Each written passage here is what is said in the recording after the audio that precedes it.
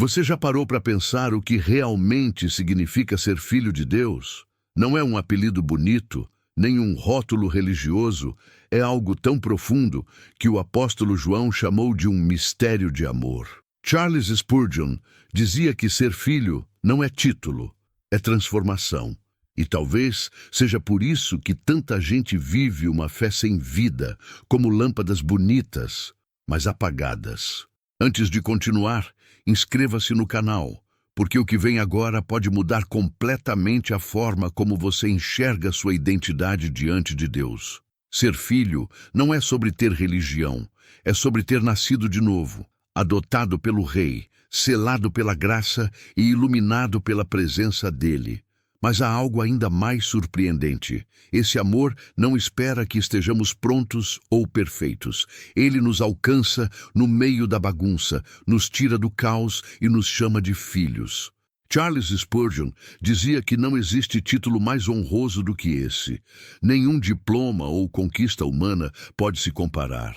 E quando isso desce da mente para o coração, até mesmo as feridas mais antigas começam a cicatrizar.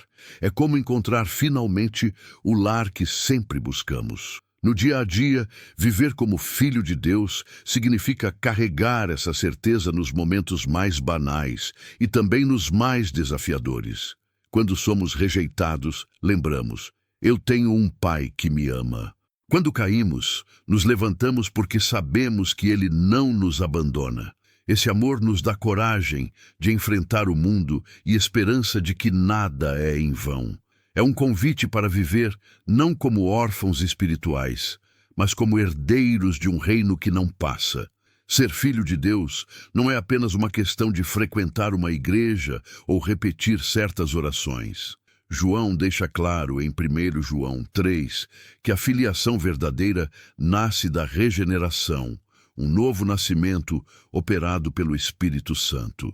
É como se uma semente incorruptível fosse plantada no coração e começasse a gerar vida.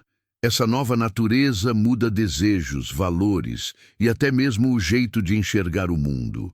O que antes parecia normal passa a incomodar, e o que antes era sem graça se torna precioso.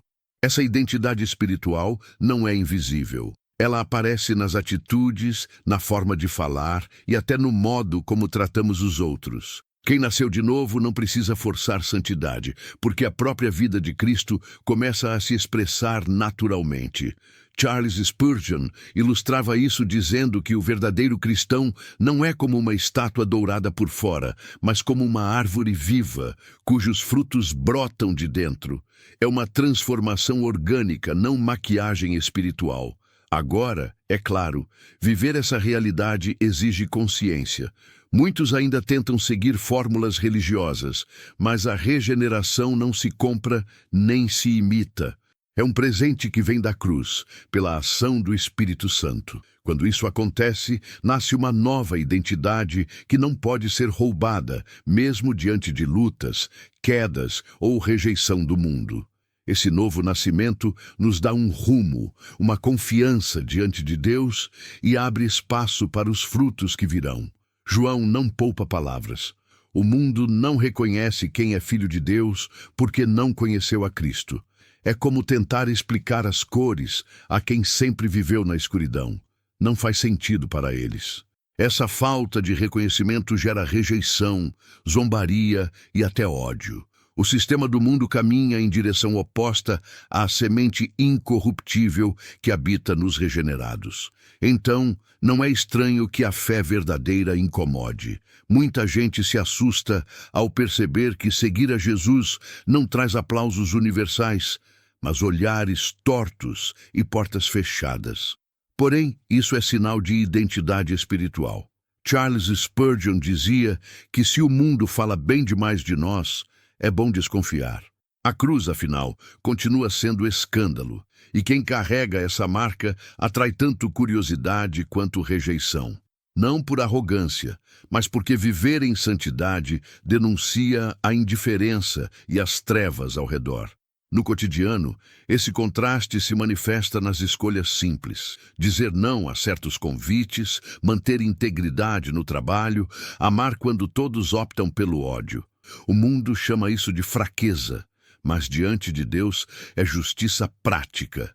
Ser filho de Deus, portanto, é andar contra a maré sem perder o amor verdadeiro. É permanecer firme quando zombam e continuar semeando frutos, mesmo em solo árido.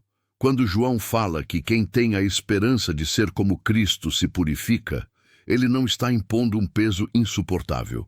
Pelo contrário, ele mostra que a santidade é fruto natural do novo nascimento. Assim como uma árvore saudável produz frutos sem esforço mecânico, o Filho de Deus vive em obediência porque a semente incorruptível já transformou sua natureza. É um reflexo da identidade espiritual, não uma máscara para impressionar os outros. Muita gente pensa que santidade é cara fechada, regras inflexíveis ou um conjunto de nãos, mas na verdade, ela é liberdade. É olhar para a cruz e perceber que o pecado não precisa mais ser o dono da nossa vida.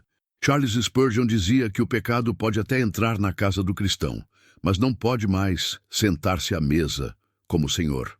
Essa imagem ajuda a entender que a santidade não é ausência de lutas, mas a presença do Espírito Santo dirigindo os passos. No dia a dia, isso se traduz em pequenas escolhas. Não devolver maldade com maldade, reservar tempo para a oração quando o mundo corre sem parar e até cuidar da mente com aquilo que consumimos.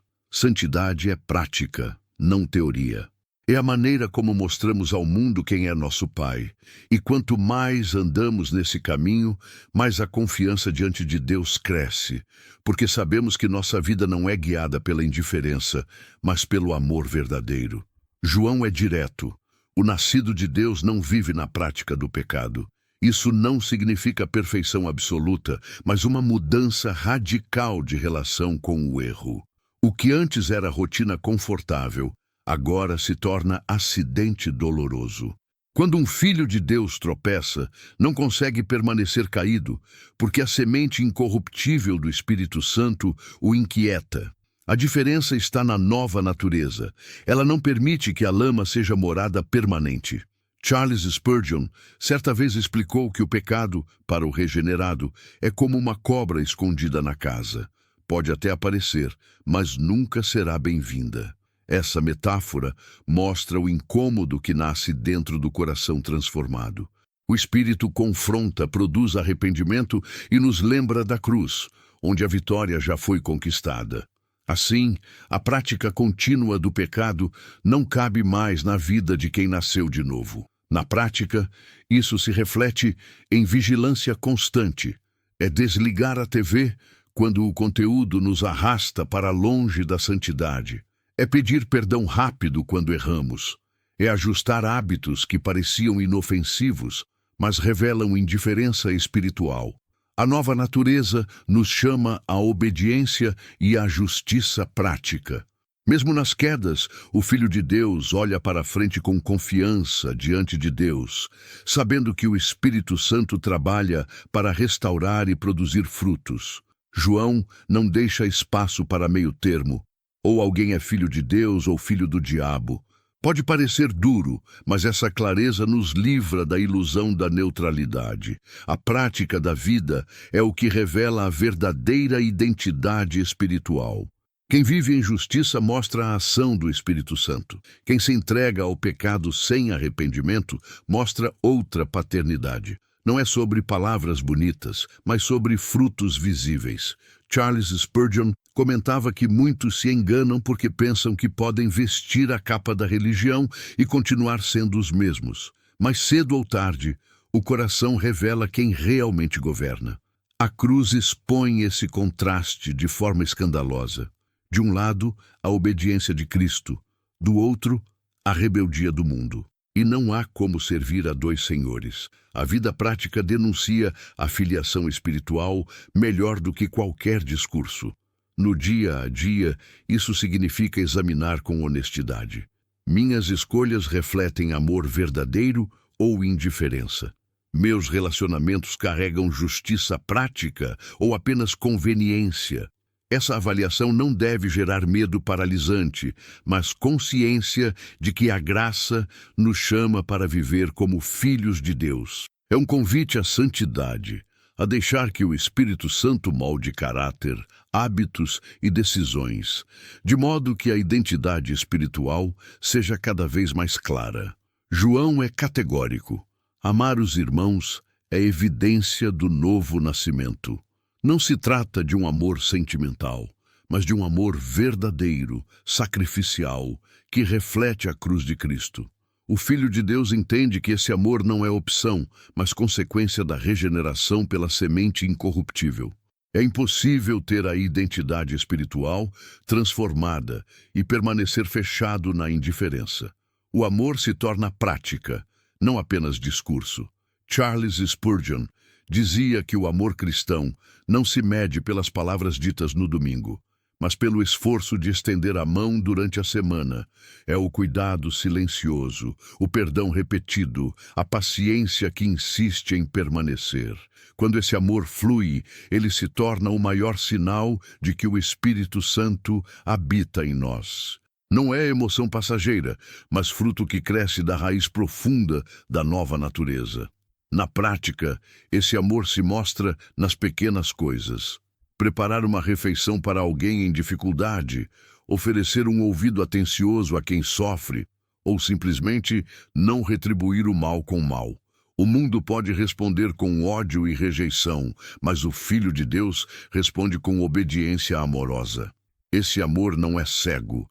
Ele vê o pecado, mas escolhe a cruz como resposta. E nesse movimento, a regeneração se confirma na vida real.